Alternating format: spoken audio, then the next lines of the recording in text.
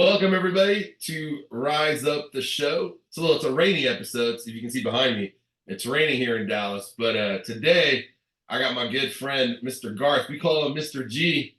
Garth, how are you? I'm good. I'm good. Good seeing you, Mr. Khaled. Hey man, likewise. I see it's sunny where you're at, and I don't know where you're at because I think you posted if there was gold medals for traveling, I think you'll have like 10, 15 of them. I think I will definitely be on the podium for that, for sure. Yeah, I For think. sure. Especially now. Where are you now? So right now we're still in the West Coast, Okay. out in Vegas for now. So yeah, it's good. You go Vegas. I think you were in Aruba like 2 weeks ago or somewhere. Yeah, Costa Rica and then Mexico. Traveling lifestyle. Traveling lifestyle. Work is this I keep saying to make myself feel better, it's all work. There you It's go. just yeah. Say what you want. It's all beaches and dot fit. Shout out to dot fit. Shout out to Dotfit. Definitely. My Well, look, disclaimer man, on that is I'm not a sponsored athlete. this is not a sponsored podcast by dot fit. We just like dot fit. Exactly. That's it. Right, right. Well, look, man. I know you're new to the podcast. You're new to my audience, so give us a little bit of the download on who Garth is.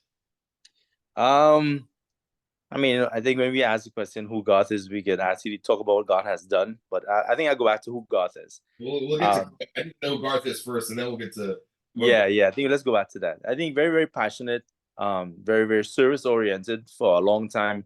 Been in the service industry for a long, long time. Um, I think one of the things that drives me every single day is that passion for trying to make a difference, to add value. I think we're on here for a reason and a purpose. And I think my job is to find what that purpose is. So I think that's kind of in a nutshell who I am. Always driven, always passionate, always trying to succeed, but able to help other people succeed as well. where for you, and obviously you and I worked together closely at a previous company, but where does that passion, I guess that servant leader, right? That passion to see others do well and succeed. Where is that upbringing? Like where does that come from? I think it could be a mixture of both just what's in me. Like I said, I think we all have the individuality where we have different personalities. So that's already in me. I think upbringing wise too is also one of the things that I've seen at home. We were brought up in that type of way about caring about each other, empathy. It's a mixture of both, and I'm kind of very very excited and happy that I get to live that out. I think most people they get stuck at one spot, but I'm able to live that out in the things that I do, and things that in different challenges, different projects. So I definitely think it would be a mixture of both, the upbringing and just my Yeah. personality, I guess. Were there lessons in your upbringing that stayed the course around kind of who's that made you who you are today? Man, I think every experience is a lesson. So I mean, we could sit here all day and talk about experiences. I think the main experiences that I've been through, it just more or less family. I think family oriented. I think to help each other out. I'm always the protector. Try to be the provider in some way or the other. So it's always been like that. I've seen my dad do it. So I think I kind of just carried the torch a little bit. So I think those would be some of the things, but it's mainly based on experiences of me. I know you got your son, right, doing some big things, right? With almost following it's almost an identical image of you. Yeah, he definitely has that business and entrepreneurial spirit, boy. That dude, he could come up with a lot of things. He's also one of my the guys we talk to a lot about our own business. Yeah, Because he does have a lot of great ideas, and he's also in the generation that we kind of targeting with certain things too. So he knows, he's the expert in that field. I never pretend to be the expert. I'm always asking questions, always. there you go. There you go. It's that curiosity in you, man. I've always known that about you. You're Mr. Yeah, Curious. I want to know. Right, right. So let's get to the second part of that question is what is Garth doing now? Right now, we have some things in the works. So right now, we run a skincare company. It's called 2% Inc. Uh, the purpose behind it for us from the start was to help people understand the importance of taking care of the skin and healthy living. I think I've been in the health and wellness space for a long time, and I think sometimes we don't add them up and say they all connect to each other, but they do. healthy living, working out, hydrating the body, taking care of the skin, taking care of your mental and physical well-being. So for us, that's the space that I'm in right now, which is to push that and in my part of it, I'm focused a lot on the men, on getting the men to take care of not just mental, but also physical, and that comes into it too. We also have the book, the Leadership Chronicles, which you're a part of now because you've been part of my journey for that experience, which is cool. Where we try to make it a little simpler for new leaders and new managers coming into that role. I think the expectation is so high of new management, but the education is so low, if that makes sense. Like, we want them to succeed and we want them to get the results, but we still have to understand that they also need to know why and where it comes from and how to. You and I have worked together, and you're good at explaining the how to and the why behind stuff and breaking it down so that we understand. I think that's what I'm trying to do with the book. And the book is called Leadership Chronicles, which it's taken a while, but I think it's taken a while on purpose because there's a lot more things to keep adding as we go. So they might have like a volume 1 and 2. I don't know. Who knows? Well, I want to. There's a lot there, right? You're a man of many things going on. So I want to start with 2%, and really, I think there's a deeper level to 2%, and I think I want to get there because I mean, you're in a space that's probably one of the most highly competitive spaces when it comes to cosmetics and just men's health, women's health from a Mhm. lotions and body lotions and whatnot and beards and beard oils and all that. So I guess the question is, what is your line in the sand? Like, what makes 2%? What is the true purpose of 2%? Like, what makes you different? I think what makes us different, man, is because it does come from a place of caring. The story behind it initially, when the founder and co-owner came up with the idea, it was for a lot of people who travel a lot, and we travel now a lot, but even before that, it was to travel a lot and to be able to take care of your skin. We're also definitely into fitness a lot, and longevity and like all that kind of stuff. So because I've been in the fitness industry for a long time, I understood the idea behind the health and wellness.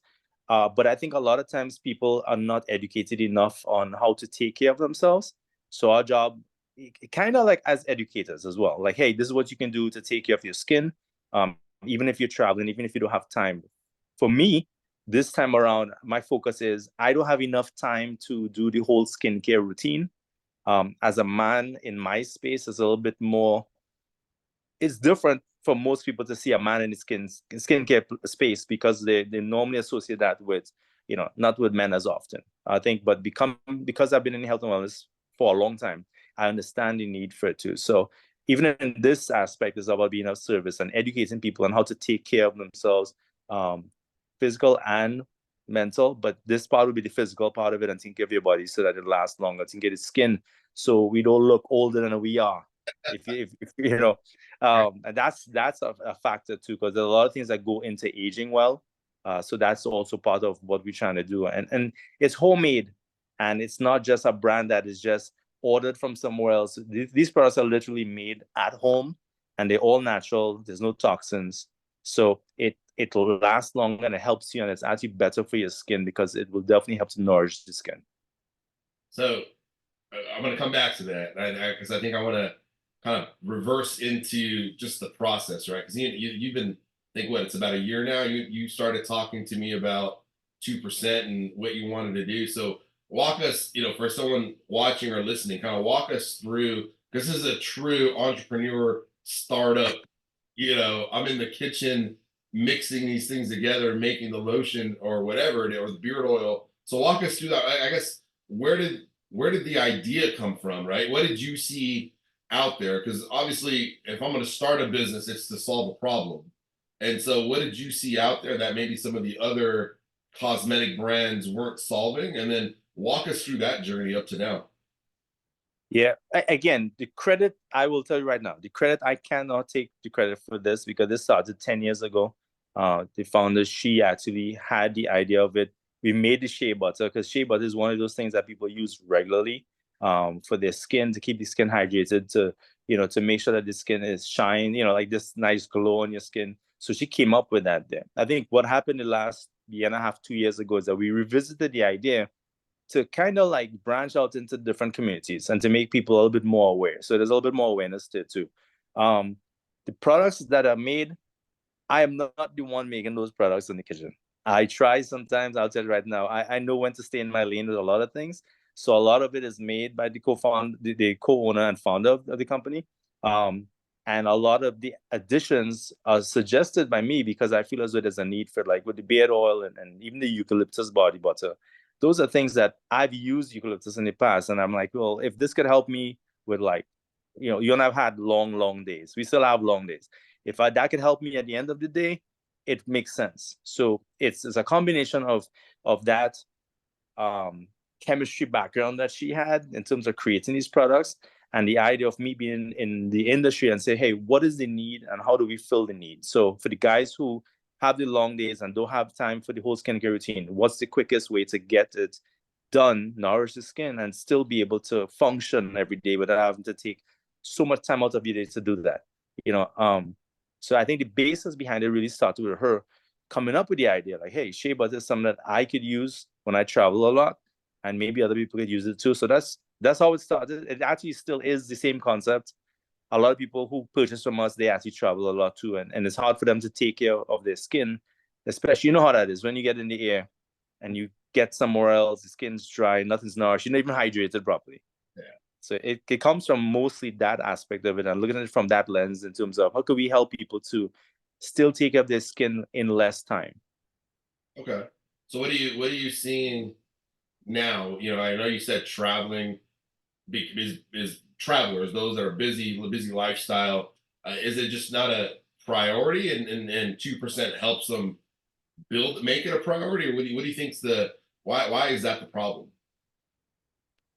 I think because some people just don't know. You know, some people are just not educated on it enough. For the men, I know the men, you know, when they look at taking care of their skin, that's not something that's a priority to them. At least not in the beginning. You know, you and I have chatted about that a lot.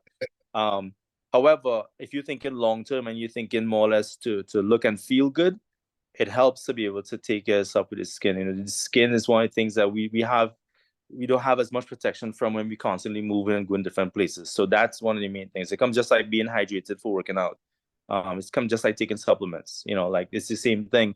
And I think the more men that are educated on it, it helps them to, one, feel better and look better, but it definitely gives them a better understanding of why behind it. You know, we talked about that earlier. What is the why behind taking care of your skin? How does it make you feel?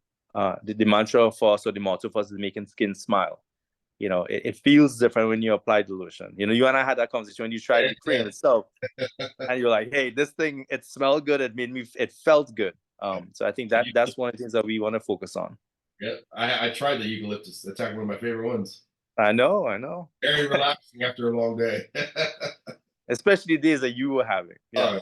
Oh, oh yeah. So I think, obviously the idea came about 10 years ago. And now here we are revisiting it the last year and a half, where it's truly now getting some momentum and steam behind it. Obviously, your partner, co-founder, co-owner, is really kind of the almost, I don't say the brains, but the brains behind the operation, as far as making the mixing up the lotions, making the body lotions. I guess now obviously, but you got to get it to market, right? I think it's one of those ones where it's like you can be the smartest person, but how are people going to buy this? And so, what are you seeing? And as it started getting brand recognition, how did you? Because I think it sounds like you are more doing, from what I see on Instagram, you're kind of the marketing, Facebook, getting the social media. Has that been has that been your only form of getting the name out, or how did you guys get it out to the masses? Uh, it's such a good um way of thinking about things when you think about marketing stuff, because it comes back to the sales background, right? It comes back to people only buy from people that they like. In terms of that, we've created a brand with 2% Inc. right now that's slowly growing. But most of the things that comes from the people that we have different interactions with. So like for me, marketing for me has been social media, yes, but it's been a lot of conversations. There's been a lot of traveling to meet people, sit downs, sampling products. Nowhere or no form easy. no form. There's no way that anybody can explain to you and say this is going to be such an easy task. Yeah. However, it is a necessary task because a lot of times you have to get to people who are unaware. Again, when they hear the story of the brand and how it started, that's one of the things.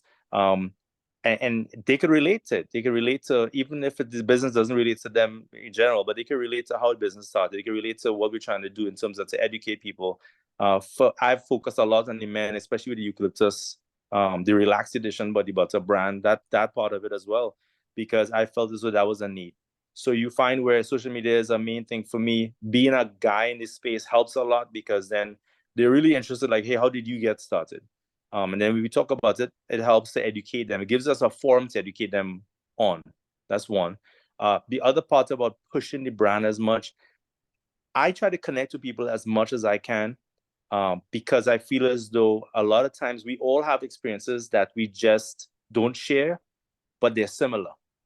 So I ask people a lot of questions. You know, you talk about being curious. Well, I am asking questions like, hey, have you done this before? Like, what's the biggest challenge for you when it comes to taking care of your skin? Most men say time. Most men say, I don't have time for that. You know, I'm like, well, okay, well, if it took the same time as you taking a shower, would that make sense? And that's where most of the push comes from. A lot of pop-ups, things that we have planned that we've been to, we've had conversations, showing up, selling the products in different spaces. Some ads, yes, the ads, but I think it's mainly having that connection with the customer and having them understand that we do care about if you take care of your skin or not. And there are benefits. Shea butter is hugely beneficial when it comes to taking care of the skin. As somebody, one of the customers sent us a email the other day, and she talked about the fact that she had this cut and the skin was healing back, and she forgot she had the body butter. She started using it, and she's like, "It's so good. I forgot I had this here." And it's things like that. You know, we want to be placed in the home where they understand the benefits of it, and it just I want people to get away from it just being a product. Because, like you said, the space is filled with skincare, from eye creams to serums to lotions to everybody has a beard oil. But what would make us different is that we really want them to connect with the story. And we want them to understand that it comes from a place of empathy and a place of concern, and we want them to feel better and for the skin to feel better. And I guess for me, like what I'm hearing is one, you know, social media and Instagram is just one lane that you use. One avenue. I think, or one, yeah, one avenue. I think, but the biggest one is you were on the ground at events, traveling. I still see. I mean, if you look at your Instagram, you travel everywhere. But yeah, I think the biggest point is you are getting in front of your customers. Yeah. And I want to make sure anyone listening or watching hears that is you're not you can't expect you can target your customers through maybe a marketing, social media, Facebook ad, but to really truly get in front of them and really understand their pain points, their challenges, what keeps them from using the different types of lotions, or maybe they don't understand what lotion's about or how to use it. I think the point is you were getting in front of the right people, and the point I want to make is it wasn't about the features. It wasn't about it was about the story, right? And Yeah. I think you guys need to. I want to make sure everyone hears on that is he was sharing the 2% story, and in that 2% story, the customer or potential customer saw themselves in the story. And then obviously in that story, they're like, hey, we want to try this because we can now, we relate to your story. We relate to the brand and they relate to you. Yeah, I think the main thing is it's in everything that I've done so far, right? In the books and all this, even in the fitness, we've talked about that. It's being relatable. You know, everybody has a challenge. Everybody has challenges that they go through, but they always feel as though they're the only ones. For me, it is the story. It is being relatable, and also it is where we have to build that trust. You know, the one thing I would say about the product, man, is that from the beginning, it has always been a good product. But you and I both know the good product can stay on the shelf forever if nobody knows about it, right? So it's an extra form of ammunition for us because when they try the product, there's no going back. Like you're still talking about the eucalyptus body butter you used months ago because the product itself is good. But then without me introducing you to the product or without me telling you what the story was, we would have had that conversation, you know, and then you would have never be able to utilize the product. So it's two ways of looking at it because we have to be relatable. especially as a small business, um, and very transparent. Like I said to you, it's never an easy thing. It's just always up and down, up and down, up and down. Some days are good, some days are bad, some days are tiring, some days you're having so much fun. For sure. Um, For you sure. know, the traveling aspect for me is to get in touch with people on the plane. I'm talking to everybody, from the flight attendant to the guy or the lady who I just helped her bag out to the top shelf. Like, I'm talking to everybody. Like, and you know me, I will talk to everyone. So you mentioned relatability and transparency, and obviously in your world right now, you are selling the product, right? And story selling, right? The art of storytelling, right? But I think for you, you're going into conversations, and I think this is where we are today in most sales environments. And I don't know if you're seeing this, but I can tell you from our past lives, we have forgotten the importance of relatability and being relatable, and have gone transactional. Oh and yeah. and you see it now, and my point is, in a startup, which 2% is, you can't, in any startup, being your potential consumer, or your potential market will sniff that out if you're being purely transactional, if they can't relate to you in the story. Yeah, because you're just selling, and like I said to you, the product, it's not a product. So we've learned this before, right? And being in sales for such a long time. The funny thing about the sales part of it, I never liked the sales part in the beginning. I saw it as transactional. It was only until I got to the point where I realized, wait a minute, people are not buying this product. In fitness, people are not buying the program. They're literally buying you. They're buying that relationship they build with you. They build relying that trust that they have in you. Your simple things as a follow up builds trust. It builds that type of relationship. I think, and that's one of the things I do a lot too now, even more. Like, I want you to understand how much I appreciate your business, and not just because it's nice to say or it's a cliche to say is, but I appreciate your business. One, because it's helping us to get more business out there. But two, we're building a community of people that definitely understand now, hey, this is why I should take care of this. But the community started with us trying to be as educational and as proactive with certain things. And again, meeting people and having a conversation. I find myself talking to people without even knowing that I'm talking to people about the product. Because sometimes you get compliments. Sometimes on the plane, I'll put something on, the guy like, hey, what's that you had there? A quick story, I think I was flying to LA with this guy from New York, and he owns a liquor company or something that he was going to launch in March. And we started having a conversation based on the fact that he smelled the eucalyptus thing. He's like, yo, what is that?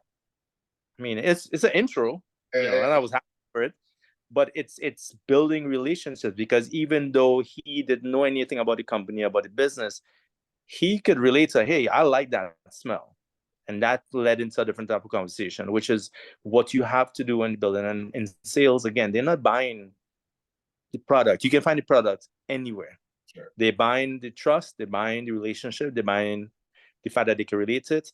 And that's what I think we forget as small business owners, that to build that community is very essential, and to build that type of community would last a lot longer than some of the companies that we build. Well, and part of it is you just need to get in the door, right? Whether it's putting on the lotion in the airport, wearing a shirt, wearing your shirt, right? It's just it entices that individual. Be like, what is that? What does that logo mean? What does Les Mills mean? What is that lotion?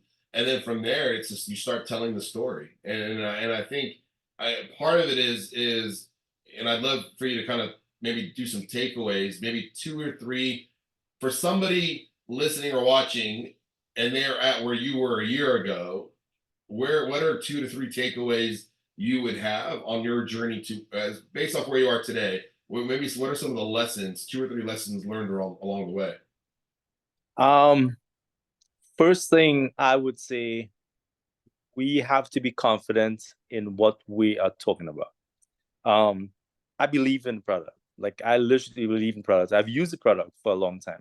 I use the new ones that we had coming out, and we try to use them first. I try to use them first because I want to know.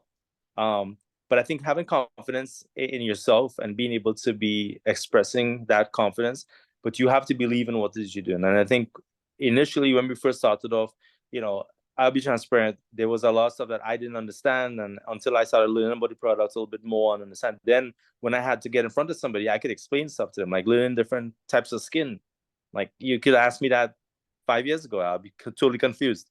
And that's one of the things that I had to. So I said, be confident in yourself and in the product. So you have to believe in the product. Two, build as many relationships as possible. The potential customer can turn into a customer over a period of a day or 365 days. That person, once you build that relationship with that person, at that present time, that person may not need your product. But later on, you will be the first person that comes to their mind, and that's based on the relationship you build with the customer or potential customer. One of the other things I would also say is do not be afraid to get out of your comfort zone. I've before I had problems talking to people. I had to go through a bunch of stuff where I had to learn how to talk to people, looking at people directly in the face, eye contact, and that type of stuff. But once I learned that and I learned how important that was in terms of to talk to somebody, it was coming out of my comfort zone, and then it became part of what I would do every single day. Like right now, that's what I do every single day. I think if you're trying to expand in anything, in terms of any type of success, you have to be able to come out of the comfort zone. And that's where all the growth is, right? We've talked about that too. Like that's where the growth is. And if you do it over and over and over and over and over and over and over again, it becomes that routine. It becomes more natural to you. It doesn't come like you're reading a script. So that last one, coming out of the comfort zone, is lessons I've had to learn from myself. And we've constantly been learning that as we go, as we build and expand. But that would be a key point. That comfort zone is something that once we get out of that, it becomes a little bit easier. Not too easy, but a little bit easier, and then it's a little bit more natural. Yeah, I think you start getting more. What happens is you start getting more wins, and underneath those wins, you start now analyzing your wins and replicating those wins. What Yeah, exactly. versus your losses, right? It's like, well, nobody wants to lose, and nobody wants to get out. You're not going to get out. You're not going to get out of your comfort zone if you're just going to think I'm going to lose every time. But you're going to have some wins, and underneath and then you can start saying, okay, here's our scripts, or here's our process, because this is what winning looks like. And now here you are, a year and a half later. Where is 2% today? Now you're a year and a half in. We're making products. You're selling products. I see other people posting on Instagram. They're loving their products. So kind of where is the company today? We're still in growing stage, man. Like we're still at the beginning. For me, it's always the beginning. I think there's always areas that you have to try to hit first. So I think we did the social media thing. We're doing that right now. There's different things that I'm working on presently. That we collaborate on a lot where we want that to be one avenue, right? We talk about the avenues. That's one avenue. The people that are buying the products and are reposting the products, they've used the product, and now they're starting to reorder and replenish their product because, hey, it's done. Somebody sent me a DM. It's like, hey, this is my bottle. It is done. Like it's over. I have to buy some more. And that's what we want. You want repeat business. You want them to replenish it. You want recurring income for any business. Where we're at now is that we're still trying to expand in terms of we want to get in front of more people. We want to get more people to understand the importance of it. It could be a workshop, it could be a live, it could be a podcast. It could be anything. But it's now you're at the stage where now it's okay. Some people know about it. Now we have to expand that reach. Now the reach has to be more. And social media is great at doing that. I prefer in person. So like I want to get into more conferences. We just attended something recently to kind of see what they had in terms of like a trade show type of thing. And it was great in terms of because for me, I saw what they didn't have. Yeah. Which I was didn't see what they had. I saw what they had, but I saw what was missing. I was missing. Yeah, so I saw it was missing. So I was like, hey, if that's missing, maybe we could fill that void. So that's a major part for me right now. I think we're just trying to get it slow progress is still progress for me. So I'm good. I think we're just trying to expand into now where more people know about the brand. Yeah. How far we want to take the brand may not end up where most people want to take the brand, where it's in a store or something like that. It may just be very exclusive. I think that's the idea behind it now. The more we look at the market is I think it should be more exclusive because I think there's a lot more value in the homemade products. There's a lot more value in people taking time out to build the company as it is. So next stage now is to kind of see if we could maybe come outside of the region. Where are you guys? Is it US? I know you're international too, right? So we've started getting some feelers out, like in Trinidad, where I'm from originally. So we have a little thing going on in Trinidad there, but it's mainly exclusive places. We've had something in the Cayman Islands a while ago in terms of part of different collaborators with some people. So there are different things we're working on outside of there. The US has been the main market, but I would love to get outside of there because I feel as though most products like that do well everywhere. So I don't want to limit us to just being in the States. What's been the biggest challenge so far? And You, I say that because we talked about confidence and building relationships and getting out of your comfort zone in that journey. Those are some of the lessons you've learned along the way, though. I know it hasn't all been sunshine and rainbows, and so what you went through a whole almost a re-educate, or not even new education on the skincare line, the skincare business, the different types of skins. So for you, like obviously along the way, what's been one or two challenges? trust in the process. Yeah. Trust in when I say trust in the process, I mean you put out so much, and at times you get so little back. Because if you're looking at instant gratification with any type of business, especially a small business, you're in the wrong business. These things don't happen overnight. It's something that I've been a huge mentor for when it comes to talking to other people, and now I had to take my own advice in terms of trusting the process to the end. I think a lot of times we've put out a lot of stuff. Some things we've had a lot of wins, yes, which I'm very, very grateful for. But there's been things that we've tried that just didn't work, and I think that's where now you have to be like, okay, cool, all right, let's try this again. That didn't work. Make your notes, find a different process, or maybe find a different approach, or maybe look at it from a different perspective. The challenge that comes with that is that it's going to take a lot of patience to see things grow. But in the back of my mind, I know that it could also take one main thing to just make this brand just touch over 1 million people in a day.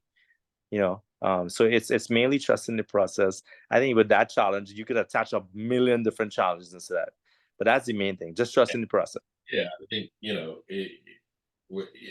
instant not I'm saying not instant gratification, but almost I want to see the fruits of this labor come through.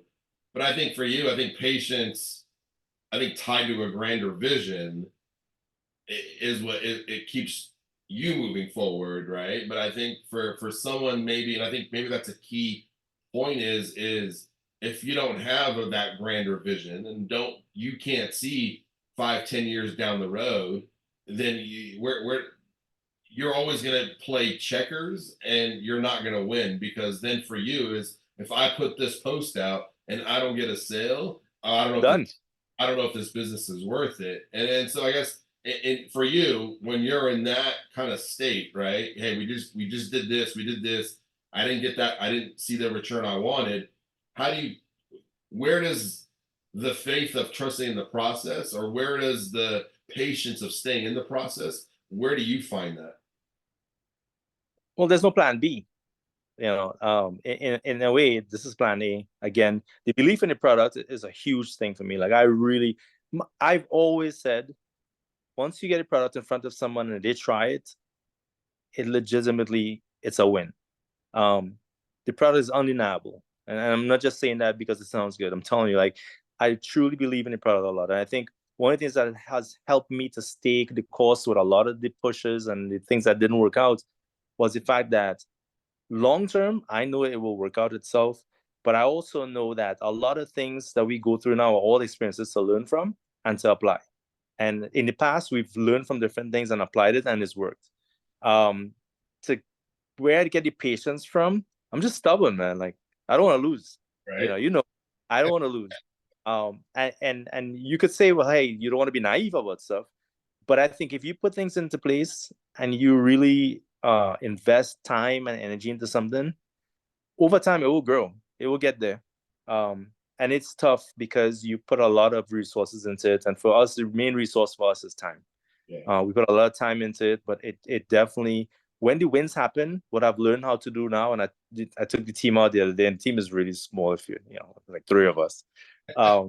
but we went out to eat, and I was like, hey, we have to celebrate small wins. We just got the beard all into a barbershop, and we're like, hey, let's celebrate a small win. And it, as simple, as silly as it may sound to some people, for us, that's a big thing. That's more people, that's more eyes, that's more people using the product. But I feel like sometimes we get so overwhelmed with all the things that happen that we forget to celebrate the wins.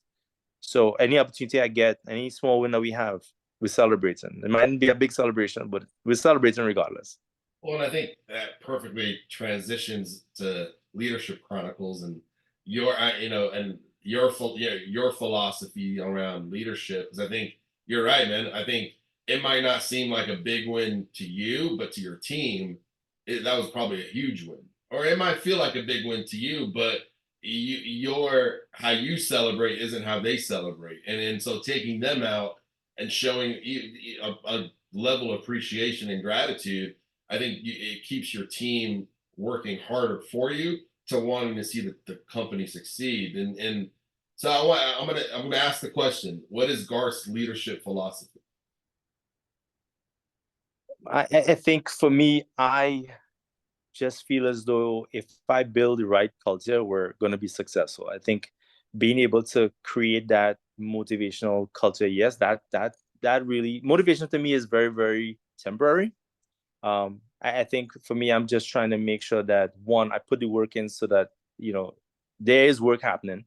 But I want to create the right culture where there's a belief that things will happen. That hey, it mightn't happen right now, but it's gonna come. So sometimes I might be the one that says, "Hey, listen, it's gonna come." Like I know it doesn't work out, but it's gonna come. Trying to find different perspectives of how to keep the people motivated in general is always going to be a task. I think the happier I am, the more motivated I am, it's easier to motivate other people. Between us, we do a great job of trying to say, hey, listen, pat each other in the back. Hey, good job. Hey, that was great. Hey, this was good. Hey, this didn't work out. Don't worry. Next time we'll try something different. And being very open-minded. So I'm more open-minded to listening. In the past, I was never really that open-minded. I was closed off. It was my idea or no idea. But I've had to learn that, hey, listen, I may be seeing it this way, but that doesn't necessarily mean it's the right way, or that doesn't necessarily mean it's the only way.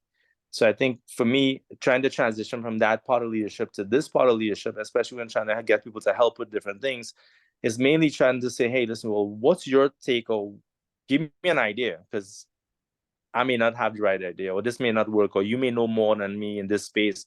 How can that help us? And being open to it, I think being more open-minded has helped a lot for both of us as founder, her being founder and me being co-owner. It has helped a lot for us to work on a better dynamic and understands the roles and understand perspectives. Because the things that I just miss, like I can be transparent that I miss. I Yeah, miss. absolutely. Yeah. I think so with culture and part of it is I guess that dichotomy between yes, I want culture, I want everyone to feel supported and acknowledged, but there's also that understanding of we've got to drive sales, we got to drive production, like production sales pays the bills, right? And so how do you balance the rah rah kumbaya, let's all be a team with right with hey, we got to make these sales, otherwise we don't have a business. But that's it. That's exactly it. Like there are days that everything is fun and everything is happy, and things happen and there's wins, wins, wins, wins. But then there's days that again it's trusting the process to the end, and I understand that. And the one good thing I would say, man, is that I know that she understands that as well. Yeah, we will continue to push and push and push and push until we see the results that we need to and want to get. But there's an understanding that it's not going to be easy. And there's understanding that hey, there's days that we have some type of conversations, man, that I don't really want to have, Yeah. but we have to have them because again, it could be. It's not. It's. I don't think when you're having those type of conversations, is that the person that doesn't understand the importance. I think they just don't understand it from a different perspective. And this is where it comes back to being open-minded. Because if you have a conversation and you are really open-minded to it, you will see stuff other than what you believe and what you think when it comes to that. You and I have had these conversations with people in the past, where they didn't understand, but once you get them on the same page, they understood. And then the results started coming, and then they're like, oh, okay, that makes sense. So there's a balance between the two. Well, I wouldn't say a balance. I would say sometimes there's that, hey, it's great, let's kumbaya, great. And then there's, hey, we need to get this thing going. Like, this is the deadline, this is the timeline. We need to get this thing going. In order for us to be successful, we need this to happen. And some days there's less sleep, some days there's more. Most days there's less sleep. The life of an entrepreneur. Most days there's less sleep. For sure, right? And that's part of the. I think I mean, the journey you're on right now is beautiful because you can really from A to Z watch this thing progress and grow, and even document the journey along the way to, the volume 3 of the next book is this journey. And yeah, man, you're in that startup, get up, hustle, make this thing work. And yeah, there's less sleep, more sleep, some days less sleep. Sounds like you're getting less sleep all around. But I think the biggest message there is the ability to have that kind of conversation, crucial conversation of, hey, we've got to get this thing going. It doesn't happen without trust. And I think that's got to be the foundation to any leadership, any leader of any team, is if that trust, 5 dysfunctions of a team, right? If the bottom of the pyramid, that trust isn't there and they don't trust you that you have their best interest at heart, you can't have those conversations without people getting their feelings hurt and then quitting. Yeah, yeah. And And I we think know that's that. that's the challenge you and I saw. I think it's Mhm. the challenge you and I, you still see out there right now, is leaders try to have that crucial conversations before establishing the trust, and then you wonder why people are just quitting and leaving, and culture's a shit show. Yeah, and the fact is the culture will be like that too, because it's like, there's a part in the book, where it's called, the chapter is called Taking the Rolex Off, right? And the reason why I say that is because, when people think about leaders, or they think about CEOs or CFOs, they think about, nice cars and nice watches and stuff. And I've always had great leaders lead me. Yeah. And I've seen them take the Rolex off, put it aside, and go help to clean or go help to do something else. And I think that's one of the things that we're missing in leadership now. This leadership being just a title thing makes no sense. There's a book by Robin Sharma that says "Leader with No Title." I love that book. I've had that book for so many years. I reread the book every once in a while just to kind of get a little bit more perspective. And it tells you, like, you don't have to have that title to be a leader in that space, but your actions will always show that. And I think I've always tried to pride myself by doing that. I know you have. I've seen you do it. Um, and I think that's one of the things that you have to do. You have to be able to get down and explain, and build that trust with your team, regardless if it's a big team or a small team. Because then when the time comes for them to do it, then they'll be like, hey, you know what? He or she does it. Let me take a stab at it. Let me see what I could do, because I believe that they would do it if they were here, or if they would do it if they were in my position. So I'll do it anyway. I think so. That's a huge factor in any type of leadership, and it's really explaining the why, but also being able to get down there and be part of the team, and not just delegate every single thing without being part of the action towards getting the results. And I think it kind of, it's that do show coach Mm-hmm. concept, right? I'm gonna do it, then I'm gonna show you how to do it, and then I'm gonna coach you on how to do Coach, it. yeah. And then I'm just gonna keep following up, right? Repetition, repetition, repetition. I think I quoted that at a academy we had. So I think I think it's that do part. So we do a lot of telling, but we don't do a lot of doing, and so they don't know what to do because all we told them is how to do it, but never really did it or showed them how to do it. And then we coach them once, but we also know, man, it takes 3, 4, 5 times, and everybody learns different. So are you understanding how your team learns, how what are they kinesthetic? They got to listen? Do they actually got to do it? I know for me, man, I got to actually visually see it, and I got to hear it. And once I do, that's how I learn. So you Yeah. just telling me what to do won't help me at all. And but I think that's part of being a leader, man, is you got to understand who your team is and how they respond to coaching, what motivates them, what scares them, what's their love language. Or I mean that was a big one that I got turned on to a couple of years ago of, are you a high five, or are you a, hey, at a boy or at a girl, or Do they like spending time one-on-one with you because that's their love language? So understanding that, man, that for me did wonders for my career when I was able to do that. I think one of the things with leadership part too, there are two eyes in there for me, two major eyes, which is to identify and to influence, right? We have to identify that each person's an individual. So we can say three eyes, but I say two.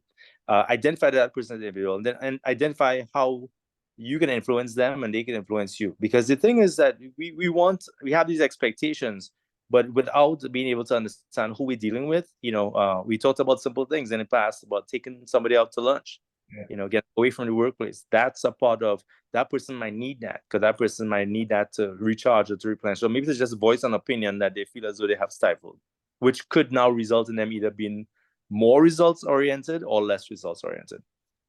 So yeah, I agree. And I think that's one of the things that I've tried to take from my past in terms of understanding, okay, well, if you may not be like me and you may not understand like me or interpret things like me, how do I find a way to communicate with you effectively enough so that you understand your way? And it's like relationships or business, talking to people in a way that they understand, but not that they understand from their perspective and not from your perspective. I think there's a great exercise, and I think I shared it with you once. Is asking your team what's it like sitting on the other side of you, right? Mhm. Meaning, if you're in the other seat, what's it like being in the other seat, and you're the one coaching them? And so I challenge you, anyone, for those listening or watching, is what's it like being on the other side of you? That's a true man, and be ready because if your team's honest with you, they're going to tell you. And A but pain in the butt. right? I know, right? But it's great feedback, man, because it tells you where you stand with your team, how they view you, or really you might think you're having a great coaching conversations, but in their head, they're scared out of their mind because your tone or how you're talking to them. I know I have a hard time. I still have a hard time with that. We're being transparent. I We've have been to transparent. work on it. My girl tells me that all the time. You watch your tone. I'm like, damn it, I still gotta watch my tone. It goes a long way, man. Like it definitely how you say it and how they perceive it is two very different things.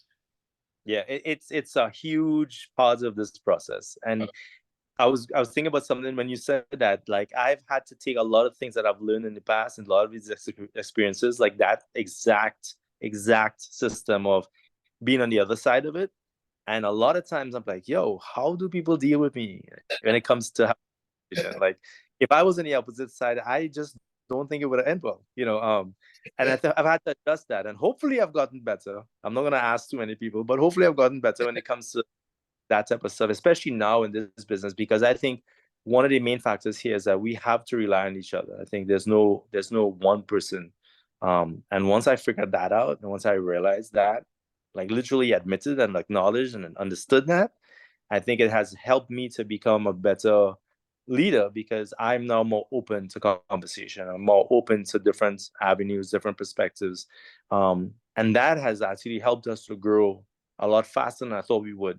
So I think it definitely is very, very eye-opening for me because at the beginning I was like, "Yo, I'm just gonna say what I have to say," Yeah, but then well, is that gonna get the result that I want? Most times, no. probably not. And Or yeah, it's gonna be slower, right? Is it gonna get you the results that you want? Yeah, I mean, I think it's that driver in you. Like you don't want to lose, so you're gonna get the result. I just could it have been expedited and gotten faster if we collaborated and played to our strengths? Absolutely. yeah, I think that's the issue is people try to do it on their own, not collaborate, and think they're gonna get to the end result, which they might, but you're going to leave a tornado behind you of just wreckage because you yeah, tried to do it by yourself. Again, I'm speaking from personal experience. for sure. So what's next, man? As we wrap up, and what's next for Garth? What's in the next 3 6 months, man? What's Garth working on? What's the team working on? Well, for the rest of this year, man, it's just trying to get in front of as many people as possible. We talk about trusting the process. I, if I could say, I wish it could happen tomorrow, and we could get to where we need to get to in order to be able to sustain the business as it should be, and it is great. But however, I know how this goes, and I understand the process. I understand the commitment to it. So for the rest of this year, it's mainly to try to get in front of as much people as possible, to really try to make the brand something that touches people in different ways and more relatable, have more conversations. A focus of mine now for the next couple of months also is actually having people be more interactive. I think a lot of times with the skincare line, it's more of like, hey, transactional.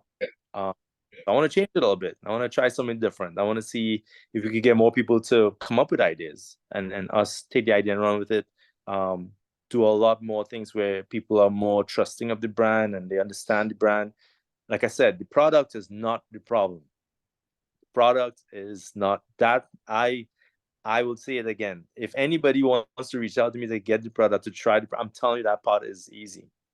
But it's getting that relationship, and we really want to build a community based on this and build a relationship, and maybe inspire somebody else to start something that they've been waiting to start for a long time. Understanding the factors of it, that it's not going to be easy. There is a process. Slow progress is progress. There are a lot of small wins that should be celebrated because you have to. But yeah, so the next couple of months, more interaction, getting people to understand the brand, reaching out to more people, getting in front of more people. So I want to do a lot more traveling when it comes to that, because we heard this a long time ago that the influence part of it, you have a certain amount of friends that you have in your circle. You know that. You know what I'm going for. You have those friends. I have my friends, and they're all different people. So that's more people to influence. My goal is to touch all circles, to have the team touch more circles, to get everybody involved, and to really get people to understand that the product is made with a lot of care and a lot of love, and that it's not just homemade, but it's something that definitely helps to nourish the skin, and they understand the importance of it. So there's a lot of things to come. The leadership book. Oh, hey, that was my next question. When's the book coming? The leadership book has been a process. However, and I don't like to use the word but. However, the book itself has more structure to it now than it ever had. Coming from past experiences I've had recently, there's so much more to be added. Like there's a lot to be added to the book. And I think it has a lot more value now. And I always believe that things happen for a reason. And one of the reasons that the book hasn't been put out yet is because there was more to add. Yeah. So when's volume 1 coming out? You can wait for volume 2. When's volume 1 coming out? So I'm striving for September this year, mainly because September is my parents' anniversary, and it's a lot of times where I normally release a lot of my books. So like the other books I had in the past, it would be done around that time. It's one of the celebration times for me. My parents have been together for a long time, and it's one of the things that I utilize that energy and say, hey, this is a good time to put the book out. So I'm thinking September might be a good time frame for it, just because of the fact that I could add the other things in there too. And there's a lot of stuff I'm still learning in the business here that have to do with leadership that I think will be key. And remember, the book is aimed to new leaders and new managers because the expectation of them is extra high and the education is extra low. It's a guide that will help them to understand the basics of it and the whys behind it. And then that everybody has a leadership quality in them. Hopefully, once they learn that, they can also expand in their own leadership lifestyle or their own leadership style of it.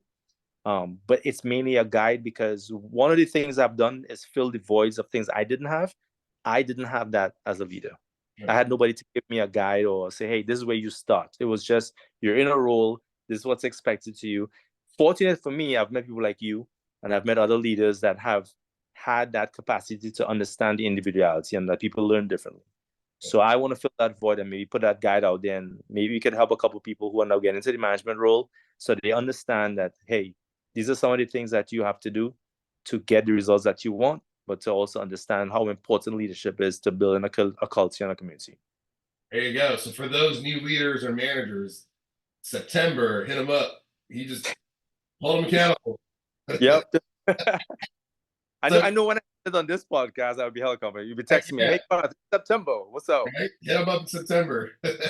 Right. So a question I always ask before we end the show, and I call it your rise up moment, right? So the premise behind this is there's been moments along this journey that that if you would have went right instead of left, and left being your rise up moment, right? If you would have went right, you would have been in a whole different direction, right? You wouldn't be where you are today. So you went left. And so for you going left, what were those rise up moments for you? Maybe one or two that have led you to where you are today.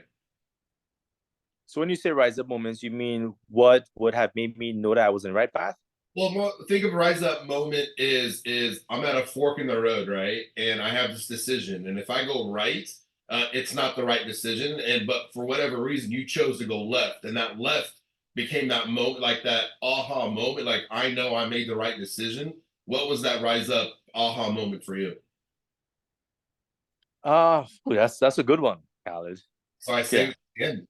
Yeah, I'm glad you left it till the end, so I can be stumped. No, I think, man, there's a lot of decisions I had to make. I think one of the decisions, the main decisions, was me leaving Trinidad to come to the States. Um, it was difficult because I'm leaving family back home. But leaving there to come up here helped me to be able to provide for them a lot more than it would have been if I stayed there. So I guess a couple of years into being in the States, that was one of the aha moments. Deciding to take the soccer aspect of it and get into health and wellness and become a personal trainer, instead of going into like a different type of career. That was another moment I realized I was in the right path. And if it was to be the third one, I think it would be really diving into the skincare business as part of health and wellness and health and beauty, um, because the passion for that has always been there. And it was a choice between, do you dive into the business? You know where that was. Yeah. Um, you know where that fork was. You were right there with me. Was it? It was either dive into the business and really pay a lot of attention, which I credit you at some point too for encouraging me to do that, um, or get back into something that I was not really too interested in or not as happy in that space.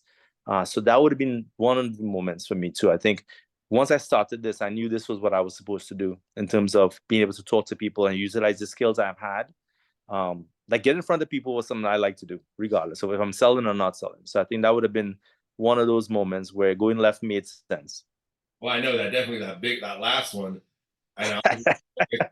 You and I were going through that one together, and Yeah, for sure. conversations, man. Either you step fully into where you were and own it, or look, man, I think it's time to follow your passion and do what you want to do, and but you've got to make that. You can't be the master of two things, man. One of them was gonna you've had, and I think you see it now as you as scary as it might have been to jump in, you jumped in, and now look at the fruits of jumping in. You're starting to see this brand starting to get big, and I'm proud of you, man. I know how big and how scary that jump can be, so I definitely I'm rooting for you.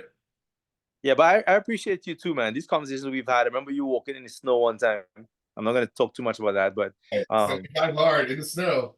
I remember you walking in the snow one time and us having a 45-minute conversation on our drive back.